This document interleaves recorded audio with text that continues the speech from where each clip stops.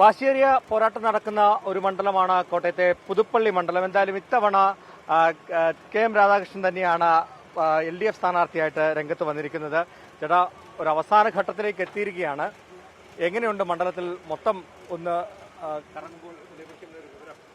തീർച്ചയായും വിജയിക്കാൻ പറ്റുന്ന ഒരു സാഹചര്യമുണ്ട്. അതിന്റെ അടിസ്ഥാന കാരണം 45 വർഷക്കാലമായി മണ്ഡലത്തിന്റെ മുക്കിലും മൂലയിലും സാധാരണ ജനങ്ങളുടെ ജീവിത പ്രശ്നങ്ങൾ പരിഹരിക്കുന്ന പ്രവർത്തനങ്ങളിൽ പങ്കാളിയാകുവാൻ എനിക്ക് അവസരമുണ്ടായിട്ടുണ്ട്. അതിലുപരി പാമ്പാടി ഗ്രാമപഞ്ചായത്തിൽ 2 തവണ പഞ്ചായത്ത് ഭരണസമിതി അംഗമായും പാമ്പാടി ബ്ലോക്ക് പഞ്ചായത്ത് പ്രസിഡന്റായി പ്രവർത്തിക്കാൻ അവസരമുണ്ടായിട്ടുണ്ട്. പാമ്പാടി സർവീസ് സഹകരണ ബാങ്കിൽ 15 വർഷക്കാലം പ്രസിഡന്റായി പ്രവർത്തിക്കാൻ അവസരമുണ്ടായിട്ടുണ്ട്. അതേപോലെ തന്നെ വ്യത്യസ്ത മേഖലകളിൽ കാലാകാലങ്ങളായി അധികാരത്തിൽ വന്ന ഗവൺമെന്റ് ചുമതലപ്പെടുത്തിയിരുന്ന ഒട്ടേറെ ഉത്തരവാദിത്തങ്ങൾ ഏറ്റെടുക്കാൻ കഴിഞ്ഞിട്ടുണ്ട്. ആ ഘട്ടങ്ങളിലെല്ലാം രാഷ്ട്രീയത്തിനതീതമായി എന്താണോ ഒരു വികസനം സമൂഹം കാക്ഷിക്കുന്നത് അതിനനുസൃതമായ വികസന പ്രവർത്തനങ്ങൾ സംഘടിപ്പിക്കാൻ എനിക്ക് കഴിഞ്ഞു എന്നത് ഇന്ന് പൊതുസമൂഹം ചർച്ച ചെയ്തിട്ടുണ്ട്.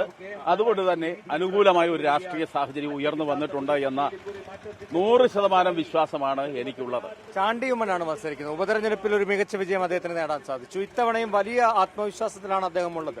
വ്യത്യസ്തമായിട്ടുള്ള പ്രചരണ രീതികൾ, ആളുകൾക്കിടയിലേക്ക് സൈക്കിളുമായി പോകുന്നു. ഇതിനെയൊക്കെ എങ്ങനെയാണ് LDF നോക്കിക്കാണുന്നത്?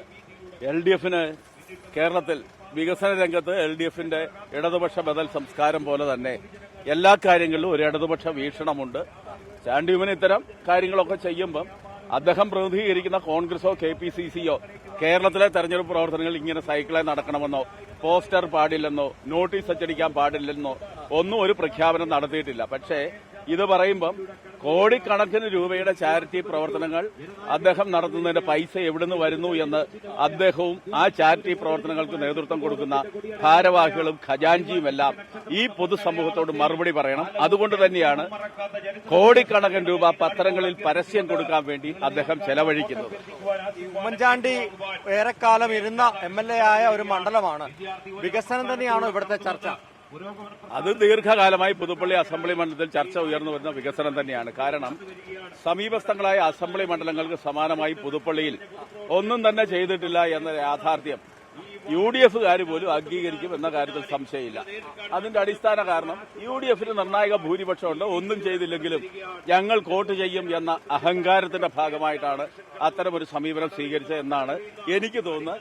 ആളുകൾ യഥാർത്ഥ പ്രശ്നങ്ങൾ തിരിച്ചറിയാൻ തയ്യാറായിട്ടുണ്ട്. അതുകൊണ്ട് തന്നെ ആ പുറന്തോട് പൊട്ടിച്ച് ഇടതുപക്ഷത്തിന് അനുകൂലമായി ചിന്തിക്കുന്ന ഒരു സാഹചര്യം പൊതുവെ ഈ മണ്ഡലത്തിൽ എല്ലായിടത്തും ഉയർന്നു വന്നിട്ടുണ്ട് എന്ന അഭിപ്രായമാണ് എനിക്കുള്ളത്. എന്തായാലും അതാണ് തികഞ്ഞ ആത്മവിശ്വാസത്തിൽ തന്നെയാണ് ചാണ്ടിയുമ്മൻ പോസ്റ്ററുകളും അതുപോലെ തന്നെ മറ്റ് പ്രചാരണ രീതികളുമെല്ലാം പോസ്റ്ററുകളെല്ലാം ഒഴിവാക്കിയിട്ടുണ്ടെങ്കിൽ പോലും പത്രങ്ങളിലടക്കം പരസ്യം നൽകുന്നതിന് എവിടുന്ന് ഫണ്ട് ലഭിക്കുന്നു എന്നുള്ളൊരു ചോദ്യം, ഒരു പ്രധാനപ്പെട്ട ചോദ്യമാണ് LDF സ്ഥാനാർത്ഥി മുന്നോട്ട് വെച്ചിട്ടുള്ളത്. അവസാന ഘട്ടത്തിലേക്ക് കടങ്ങുമ്പോൾ വാഹന പ്രചരണത്തിലാണ് LDF സ്ഥാനാർത്ഥിയുള്ളത്.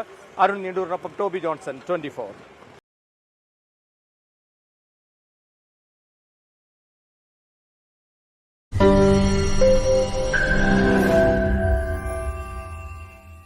ലോകത്തെവിടെയായാലും ഏത് സമയത്തും 24 വാർത്തകളും ഓഗ്മെന്റഡ് റിയാലിറ്റി പാക്കേജുകളും എക്സ്പ്ലെയിനറുകളും വിശദമായി കാണാൻ ഞങ്ങളുടെ YouTube ചാനൽ നിങ്ങൾക്ക് സബ്സ്ക്രൈബ് ചെയ്യാം.